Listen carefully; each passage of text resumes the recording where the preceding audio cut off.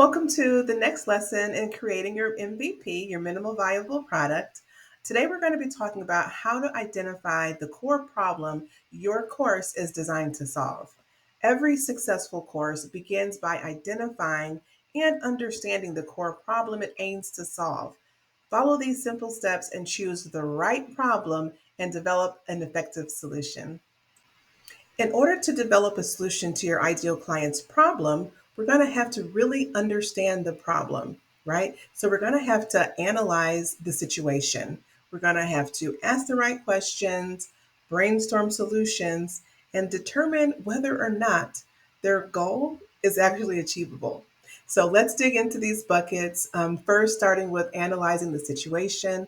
So, when we're analyzing the situation for our ideal client, we're going to be surveying the landscape or evaluating what has been done before and considering what outcomes are desired for your ideal client. So, we always have to keep in mind that their desired outcome, is it attainable? Is it something they can get to?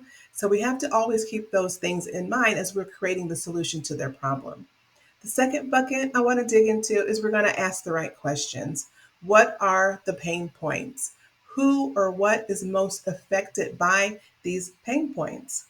Ideally, you would want to address pain points that really hurt five or six aspects of their life, right? People will pay for solutions to the problems that affect their spiritual well being, their emotional well being, their physical health, their finances, their spirituality, their career, right? We can get into some of the high demand course topics that are out there right now a little later in the community.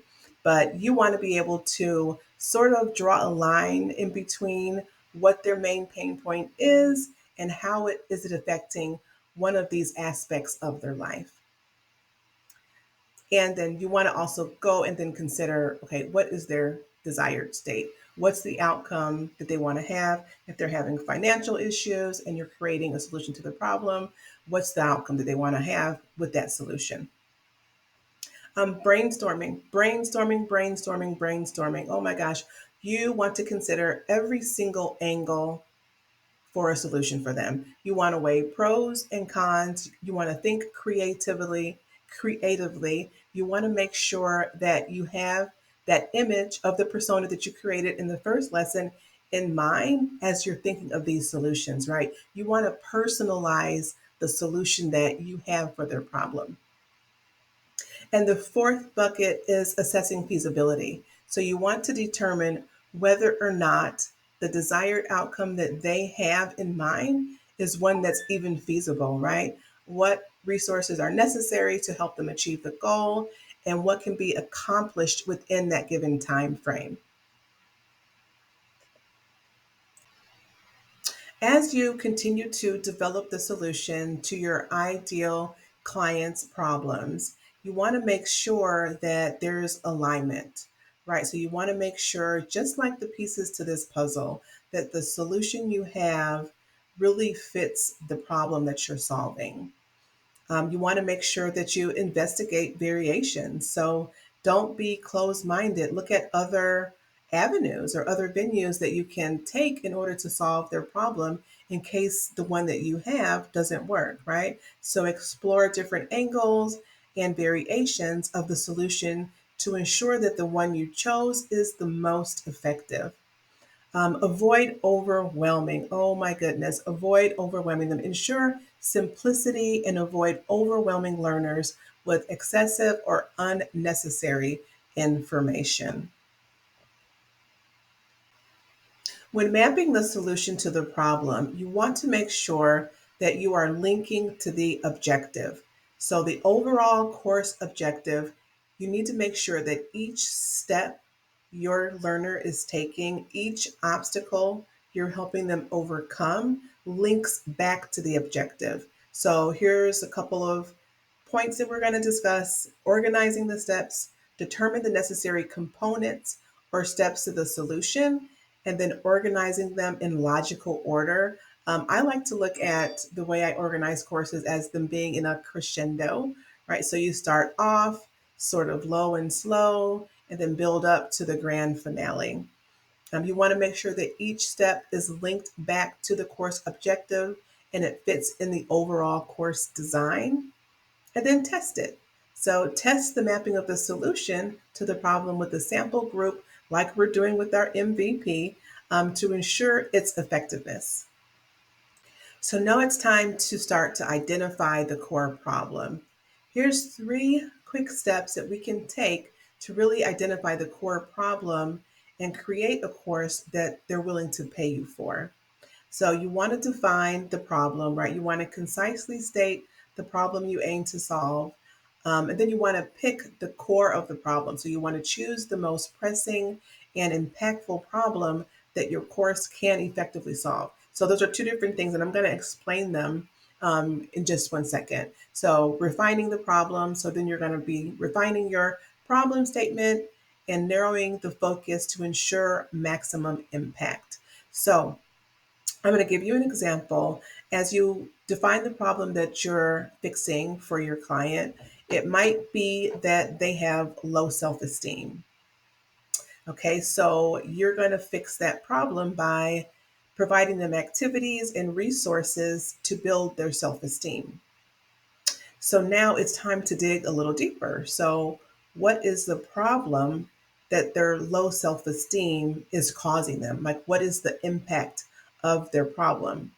That could be anything from them not being able to make advances in their career because their self esteem is so low and they don't ask for the raise and they get walked all over at their job, right? So we want to choose the core problem being that you're not able to advance in your career, right? Because you have low self esteem.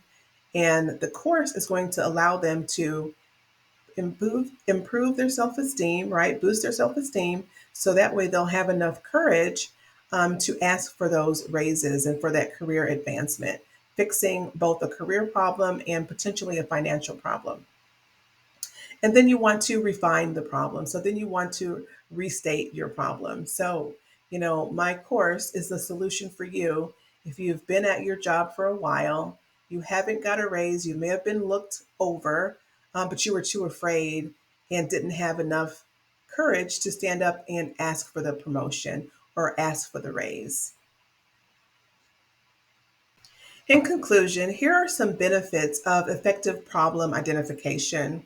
You're going to have higher learner engagement and satisfaction because now you're speaking directly to a pain point that affects one of their aspects of life. You're going to have improved course outcomes because they're going to be looking for very specific outcomes. When you consider the fact of improving your self esteem, that's very broad. So having an outcome is subjective, right?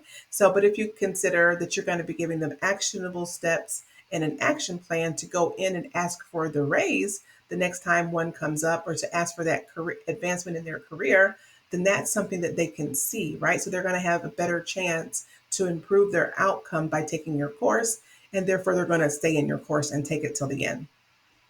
More effective resource allocation. So you're going to be able to give them more specific information on how to solve that problem versus very generic, broad information. And better alignment with learning objectives. So the people that will be coming to you to take your course will have the problem that you're looking to solve specifically, and their objectives and their outcomes will be in alignment with what you've created for them. In summary, when you identify and prioritize problems, research your audience, examine your solution, map out your solution to the problem, and then dig a little deeper and identify the core problem.